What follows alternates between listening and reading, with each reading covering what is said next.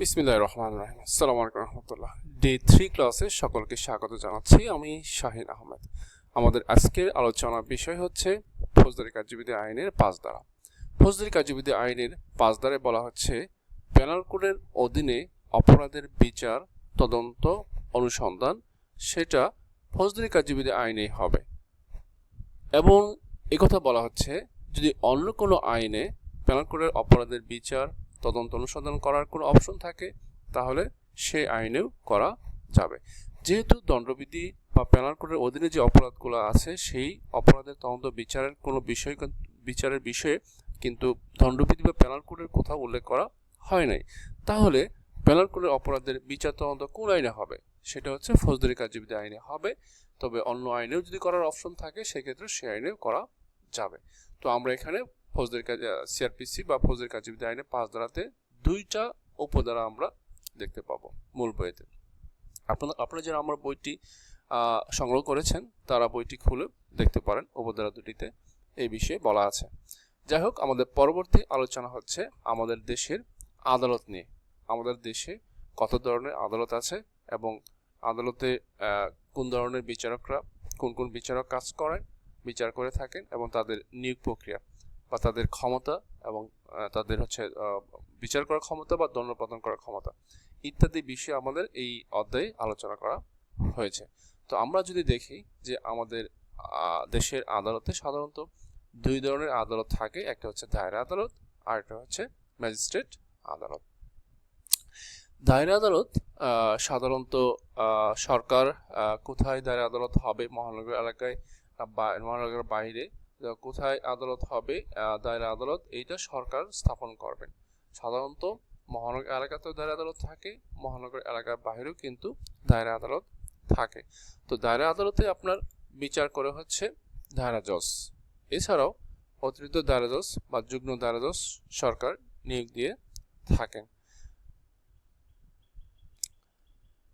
দায়রা আদালতে পরে আসেন হচ্ছে ম্যাজিস্ট্রেট আদালত। ম্যাজিস্ট্রেট আদালতে আবার 2 ধরনের ম্যাজিস্ট্রেট থাকে, একজন হচ্ছেন নির্বাহী ম্যাজিস্ট্রেট আর একজন হচ্ছেন বিচারিক ম্যাজিস্ট্রেট। নির্বাহী ম্যাজিস্ট্রেট সাধারণত BCS Bangladesh civil service commission থেকে নেওয়া হয়, বাংলাদেশ সিভিল সার্ভিস কমিশন মানে বিসিএস থেকে নেওয়া হয়। আর বিচারিক ম্যাজিস্ট্রেটকে বাংলাদেশ জুডিশিয়াল সার্ভিস কমিশন থেকে নেওয়া হয়। তাহলে নির্বাহী ম্যাজিস্ট্রেটের কাজ কি, বিচারিক ম্যাজিস্ট্রেটের কাজ কি? নির্বাহী ম্যাজিস্ট্রেট তদন্ত বিচার দুইটাই করতে পারেন, বিচারিক ম্যাজিস্ট্রেট শুধুমাত্র বিচার করে থাকেন। নির্বাহী ম্যাজিস্ট্রেট সাধারণত সরকার নিয়োগ দিয়ে থাকেন, বিচারিক ম্যাজিস্ট্রেট নিয়োগ দেন হচ্ছে রাষ্ট্রপতি প্রদত্ত বিধান বলে আপনার এই নির্বাহী ম্যাজিস্ট্রেট বাংলাদেশ জুডিশিয়াল সার্ভিস কমিশনের সদস্যগণের মধ্য থেকে আপনার নিয়োগ দিয়ে থাকেন।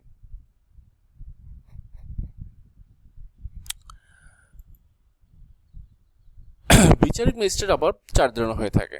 বিচারিক ম্যাজিস্ট্রেট 4 ধরনের হয়ে থাকে, যার মধ্যে আপনার মহানগর এলাকার জন্য যে ম্যাজিস্ট্রেট থাকেন তাদেরকে বলা হয় চিফ মেট্রোপলিটন ম্যাজিস্ট্রেট, এবং মহানগর এলাকার বাইরে জেলা পর্যায়ে বলা হয় চিফ জুডিশিয়াল ম্যাজিস্ট্রেট।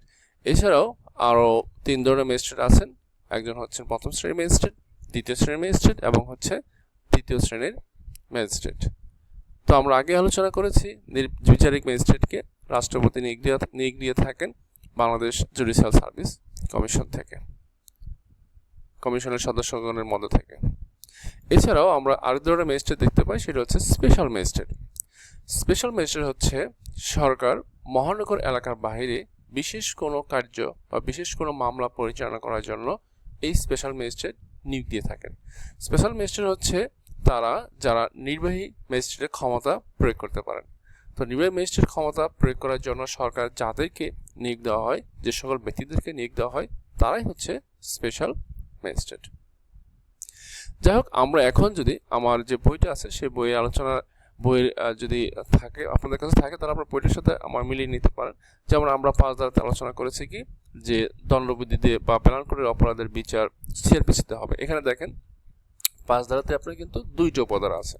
হ্যাঁ, তো আপনাদের উপধারা তো ওইভাবে মনে রাখার দরকার নেই, জাস্ট হচ্ছে আপনার একে বলছে যে ফৌজদারি কার্যবিধি আইনে এটার বিচার তদন্ত অনুসন্ধান হবে, তবে শর্ত থাকে যে অন্য আইনে যদি সুযোগ থাকে তাহলে সেই আইনেই করা যাবে, এখানে কোনো প্রতিবন্ধকতা সৃষ্টি করবে না সিআরপিসি, তাই না? আমরা এটি কিন্তু আলোচনা করেছিলাম।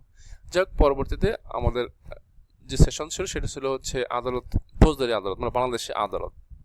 এটা আপনার 6 ধারাতে বলা আছে, 6 ধারাতে বলা আছে। যেমন আমরা এখানে একটা গ্রাফ এঁকেছি আপনাদের বোঝার সুবিধার জন্য। যেমন ফৌজদারি আদালত 2 ধরনের হতে পারে, দায়রা আদালত, ম্যাজিস্ট্রেট আদালত। ম্যাজিস্ট্রেট আদালত আবার 2 ধরনের হতে পারে, একটা হচ্ছে নির্বাহী ম্যাজিস্ট্রেট, একটা হচ্ছে বিচারিক ম্যাজিস্ট্রেট। তো নির্বাহী ম্যাজিস্ট্রেট এবং বিচারিক ম্যাজিস্ট্রেটের মধ্যে বিচারিক ম্যাজিস্ট্রেট আবার 4 ধরনের হতে পারে। যেমন মেট্রোপলিটন এলাকার জন্য হচ্ছে চিফ মেট্রোপলিটন ম্যাজিস্ট্রেট, আর জেলা পর্যায়ে হচ্ছে মহানগর এলাকার বাইরে সেটা হচ্ছে চিফ জুডিশিয়াল ম্যাজিস্ট্রেট। এছাড়াও মেট্রোপলিটন ম্যাজিস্ট্রেট মহানগর এলাকার জন্য, আর জেলা পর্যায়ে হচ্ছে আপনার প্রথম শ্রেণীর ম্যাজিস্ট্রেট, এটা হচ্ছে আরেকটা প্রকার। এরপর হচ্ছে দ্বিতীয় শ্রেণীর ম্যাজিস্ট্রেট এবং হচ্ছে তৃতীয় শ্রেণীর ম্যাজিস্ট্রেট। এই টোটাল হচ্ছে আপনার 4 ধরনের বিচারিক ম্যাজিস্ট্রেট হয়ে থাকে, তাই না? আমরা এটি ইতিমধ্যে আলোচনা করেছি। এখন আমরা যদি ধারা ওয়াইজ দেখি, এখন এখানে দেখতে পারবেন 6 ধারাতে এই ম্যাজিস্ট্রেটের শ্রেণীবিন্যাসের কথা বলা আছে 6 ধারাতে। এটি ইতিমধ্যে আমরা কিন্তু এটা শিখে নিয়েছি, তাই না? আচ্ছা, এরপর হচ্ছে 9 ধারাতে কিন্তু হচ্ছে দায়রা আদালতের কথা বলা আছে, যেটা আমরা ইতিমধ্যে শিখে নিয়েছি। দায়রা আদালত কে গঠন করবে? দায়রা আদালত আপনার সরকার গঠন করবে, দায়রা আদালত স্থাপন করবে এবং দায়রা জজ নিয়োগ দিবেন। ঠিক আছে, আমরা এটা কিন্তু পড়েছি। এই তো দায়রা জজ নিয়োগের ক্ষেত্রে এখানে কিন্তু রাষ্ট্রপতি নিয়োগ দিয়ে থাকেন বাংলাদেশ জুডিশিয়াল সার্ভিস থেকেই। এখান থেকে সরকার দায়রা জজ, অতিরিক্ত দায়রা জজ এবং যুগ্ম দায়রা জজ নিয়োগ দিয়ে থাকেন। তো এখানে আমরা একটা ছকের মাধ্যমে আপনাদের বোঝানোর চেষ্টা করছি, আপনারা যাতে সহজে বুঝতে পারেন। আসলে এখান থেকে আপনাদের লিখিত পরীক্ষার প্রশ্ন আসবে না, সাধারণত আপনার এমসিকিউ পরীক্ষায় কিন্তু বেশিরভাগ সময় প্রশ্ন আসে। ঠিক আছে, এই হচ্ছে দায়রা আদালতের শ্রেণীবিন্যাস। এটা হচ্ছে 9 ধারা। 10 ধারাতে হচ্ছে নির্বাহী ম্যাজিস্ট্রেট, যেটা আমরা বলেছিলাম। এই যেখানে যে নির্বাহী ম্যাজিস্ট্রেট আছে, বিচারিক ম্যাজিস্ট্রেট আদালতের মধ্যে নির্বাহী ম্যাজিস্ট্রেট, তো নির্বাহী ম্যাজিস্ট্রেট হচ্ছে 10 ধারাতে। এটা সরকার আপনার নির্বাহী ম্যাজিস্ট্রেট নিয়োগ দিয়ে থাকেন এবং নির্বাহী ম্যাজিস্ট্রেটের মধ্য থেকে কিন্তু জেলা ম্যাজিস্ট্রেট হয়। এছাড়া অতিরিক্ত জেলা ম্যাজিস্ট্রেটও সরকার নিয়োগ দিতে পারেন। নির্বাহী ম্যাজিস্ট্রেটের ক্ষমতা আপনার সমগ্র বাংলাদেশে হতে পারে বা স্থানীয় কোনো এলাকার জন্য এটা বিস্তৃত হতে পারে। তারা হচ্ছে 10। 11 হচ্ছে আপনার বিচারিক ম্যাজিস্ট্রেট। তো বিচারিক ম্যাজিস্ট্রেট সম্পর্কে তো আমরা পড়েছি যে বিচারিক ম্যাজিস্ট্রেট হচ্ছে বাংলাদেশ আপনার জুডিশিয়াল সার্ভিসে যারা নিযুক্ত আছেন তাদের মধ্য থেকে বিচারিক ম্যাজিস্ট্রেট নিয়োগ দিয়ে থাকেন, তাই না? তো বিচারিক ম্যাজিস্ট্রেটের ক্ষমতা হচ্ছে চিফ জুডিশিয়াল ম্যাজিস্ট্রেট সকল ক্ষমতা যে কোনো অতিরিক্ত চিফ জুডিশিয়াল ম্যাজিস্ট্রেট ক্ষমতা প্রয়োগ করতে পারবেন। তো যাই হোক, এদের বসার স্থান এটা সরকার গ্যাজেটের মাধ্যমে বা বিশেষ আদেশে নির্ধারণ করবেন যে চিফ জুডিশিয়াল ম্যাজিস্ট্রেট বা চিফ মেট্রোপলিটন ম্যাজিস্ট্রেট, অতিরিক্ত চিফ জুডিশিয়াল ম্যাজিস্ট্রেট বা অন্যান্য জুডিশিয়াল ম্যাজিস্ট্রেট আদালত আছে কোথায় বসবেন এটা সরকার নির্ধারণ করবেন। তারা হচ্ছে কত? 11। 12 দ্বারা হচ্ছে স্পেশাল ম্যাজিস্ট্রেট, যেটা আমরা পড়েছি। এটা সরকার মহানগর এলাকার বাইরে নির্বাহী ম্যাজিস্ট্রেট ক্ষমতা যার উপর দেওয়া হবে সেটি হচ্ছে আপনার স্পেশাল ম্যাজিস্ট্রেট, তারা স্পেশাল ম্যাজিস্ট্রেট ক্ষমতা প্রয়োগ করতে পারবেন। তো আমাদের পুলিশের সরকারি পুলিশ সুপার হতে ঊর্ধ্বতন পদের অফিসারে কিন্তু আপনার স্পেশাল ম্যাজিস্ট্রেট ক্ষমতা প্রয়োগ করতে পারবেন শান্তি রক্ষার স্বার্থে। আর তারা হচ্ছে 12, এর সাথে পুলিশ আইনে 5 এবং PRB 35-এর খ ধারাতেও কিন্তু বিস্তারিত বলা আছে।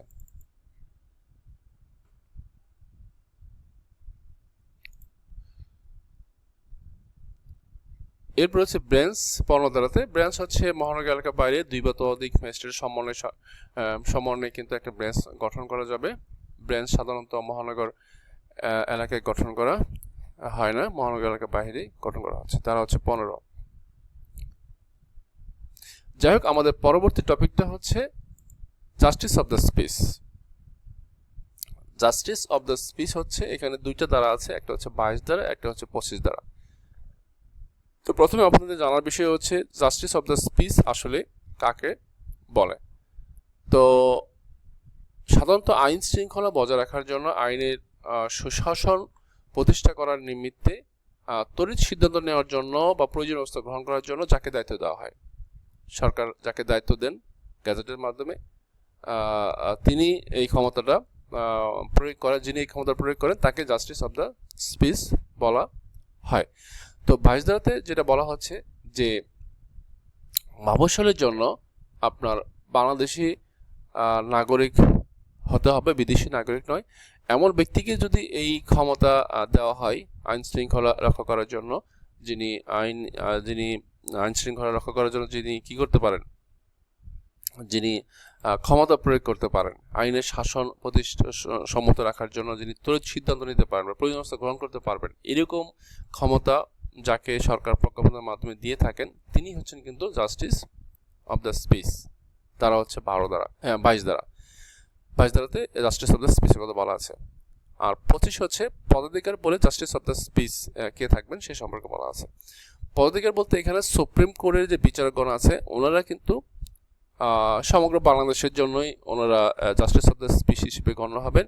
তারা যে কোনো সিচুয়েশনে আইন শৃঙ্খলা বজায় রাখার জন্য তারা কিন্তু তড়িৎ সিদ্ধান্ত বা প্রয়োজনীয় অবস্থা গ্রহণ করতে পারবেন, সুপ্রিম কোর্টের বিচারকগণ সমগ্র বাংলাদেশের জন্য। আর 25-এর 2 ক্লসে বলা আছে যে দায়রা আদালত, চিফ জুডিশিয়াল ম্যাজিস্ট্রেট বা চিফ মেট্রোপলিটন ম্যাজিস্ট্রেট তারা নিজ নিজ এলাকার জন্য তারা কি হবেন, জাস্টিস অফ দ্য স্পিচের ক্ষমতা প্রয়োগ করতে পারবেন। তাহলে জাস্টিস অফ দ্য স্পিচ নিয়ে আমরা কিন্তু 2টা দ্বারা শিখতে পেলাম। একটা হচ্ছে 22 দ্বারা, যে মফস্বল এলাকার জন্য বিদেশি নাগরিক নয়, সেই এলাকার আইন শৃঙ্খলা বজায় রাখার জন্য তড়িৎ সিদ্ধান্ত নেওয়ার জন্য সরকার যাকে প্রজ্ঞাপন দিয়ে যাকে দায়িত্ব দেন তিনি হচ্ছেন ওই এলাকার জন্য জাস্টিস অফ দ্য স্পিচ। আর পদাধিকার বলে সুপ্রিম কোর্টের বিচারকগণ সমগ্র বাংলাদেশে জাস্টিস অফ দ্য স্পিচের ক্ষমতা প্রয়োগ করতে পারবেন। এবং হচ্ছে চিফ মেট্রোপলিটন ম্যাজিস্ট্রেট বা চিফ জুডিশিয়াল ম্যাজিস্ট্রেট বা দায়রা আদালত তাদের 31 এলাকার জন্য ওনারা জাস্টিস অফ দ্য স্পিচের ক্ষমতা প্রয়োগ করতে পারবেন। এই ছিল আমাদের আজকের মতো আলোচনার বিষয়বস্তু। থ্যাংক ইউ সবাইকে, আপনারা মনোযোগ সহকারে আমার এই ভিডিওটি দেখার জন্য। পরবর্তী যে 4 দেখার আমন্ত্রণ জানিয়ে আজকের মতো এখানে ভিডিও শেষ করতেছি। খোদা হাফেজ, ধন্যবাদ সবাইকে। আসসালামু আলাইকুম।